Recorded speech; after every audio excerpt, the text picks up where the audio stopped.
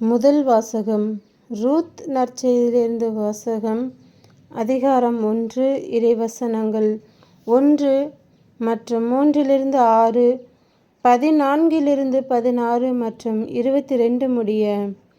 நீதி தலைவர்கள் ஆட்சியாளராயிருந்த காலத்தில் நாட்டில் ஒரு கொடிய பஞ்சம் உண்டாயிற்று.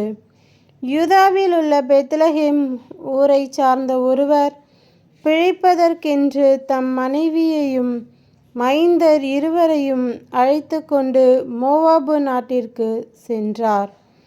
அவர்கள் மோவாபு நாட்டை அடைந்து அங்கு வாழ்ந்து வந்தார்கள். அவர்கள் அங்கே இருந்த காலத்தில் எலிமெலேக்கு இறந்து போனார். எனவே நகோமி தம் இரு மைந்தரைத் தவிர வேறு துணையற்றவரானார். அவ்விருவரும் மோவாபு நாட்டு பெண்களை மணந்து கொண்டனர். ஒருவர் பெயர் ஓர்பா, மற்றவர் பெயர் ரூத்து. அவர்கள் பிழைக்க வந்த ஏறத்தாழ 10 ஆண்டுகளாயின. பிறகு மக்லோனும் கிலியோனும் இறந்து போயினர். நகோமி தன் கணவரையும் இரு மைந்தரையும் இழந்து தன்னந்தனியராய் விடப்பட்டார். நகோமியின் சொந்த நாட்டில் ஆண்டவர் தம் மக்களை கருணையுடன் கண்ணோக்கி அவர்களுக்கு உணவு கிடைக்கும்படி செய்தார். அதை நகோமி மோவாபு நாட்டில் இருந்தபோதே கேள்விப்பட்டார். எனவே அவர் மோவாபு நாட்டை விட்டு போக ஏற்பாடு செய்தார். அதை கேட்டு அவர்கள் மீண்டும் கதறி அழுதார்கள்.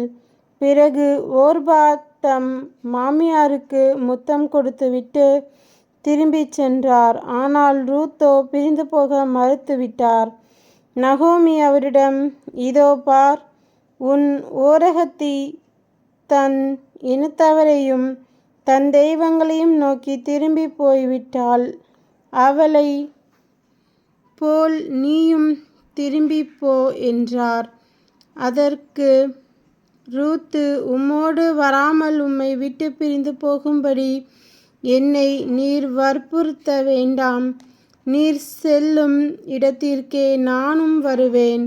உமது இல்லமே எனது இல்லம், உம்முடைய இனமே எனது இனம், உம்முடைய தெய்வமே எமக்கு தெய்வம்.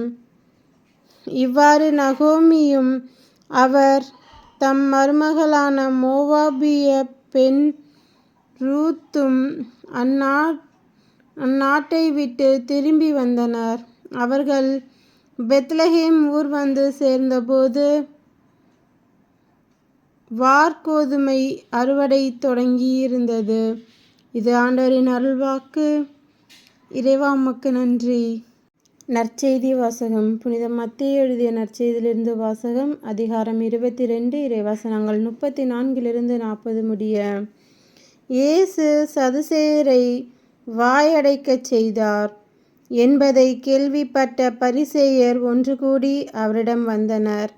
அவர்களிடையே இருந்த திருச்சட்ட அறிஞர் ஒருவர் அவரை சோதிக்கும் நோக்குடன், போதகரே, திருச்சட்ட நூலில் தலைச்சிறந்த கட்டளை எது என்று கேட்டார்.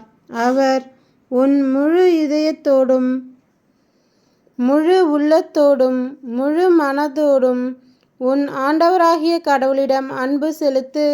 இதுவே தலைசிறந்த முதன்மையான கட்டளை. உன் மீது நீ அன்பு கூர்வது போல உனக்கு அடுத்திருப்பவர் மீதும் அன்பு கூர்வாயாக என்பது இதற்கு இணையான இரண்டாவது கட்டளை. திருச்சட்ட நூல் முழுமைக்கும் இறைவாக்கு நூல்களுக்கும் இவ்விரு கட்டளைகளே அடிப்படையாக அமைகின்றன என்று பதிலளித்தார். இது கிறிஸ்துவின் நற்செய்தி. கிறிஸ்துவே உமக்கு புகழ்.